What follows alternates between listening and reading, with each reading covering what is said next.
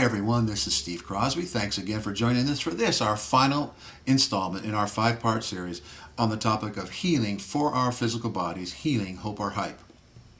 In our last session, we talked about a Western worldview. We can really be thankful for science. I like to say it this way: I'm so glad that I'm born in the 20th century rather than the 9th, because I prefer doctors to leeches and bloodletting and humors and stuff like that.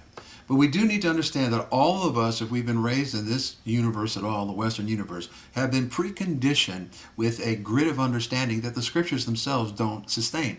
The Jews had a much more holistic, integrated worldview of life between those things invisible and those things visible. And even modern doctors are starting to come to grips with the impact of invisible things affecting our body, our attitudes, our state of mind.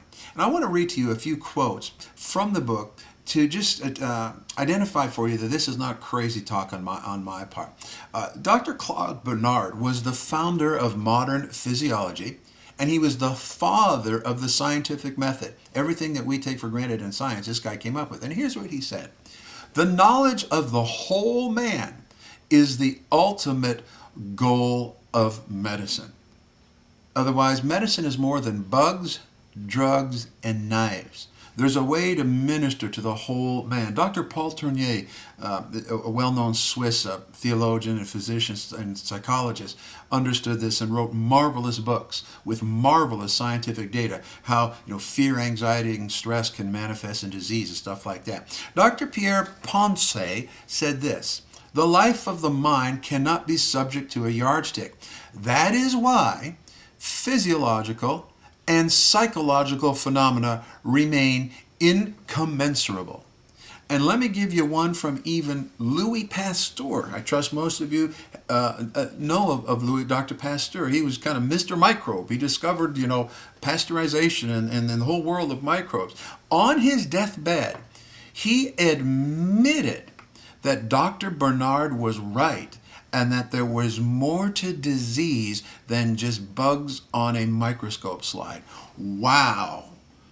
He admitted the effect of environment, and by environment, meaning non-physiological things, state of mind, how we exist in this world. He admitted it had affected healing. Does this sound interesting to you? If it does, I beg you, invest in this book. I believe it could help you or help someone you love who's suffering in sickness or who has been condemned and hurt by ignorant charismatics or by faithless cessationists. It's a middle road answer to how come, if the church is the pillar and ground of all truth, and if we're as full of the Spirit as we say that we are, why don't we see more of these results? It's available at stevecrosby.com. PDF, Kindle, EPUB, soft copy. Hard copies are out of print. We also have free material for you at badchurchexperience.com. And this blog and all our blogs are available at swordofthekingdom.com. Please stop by and check it out. Thanks for joining us on this series, and we'll see you again next time.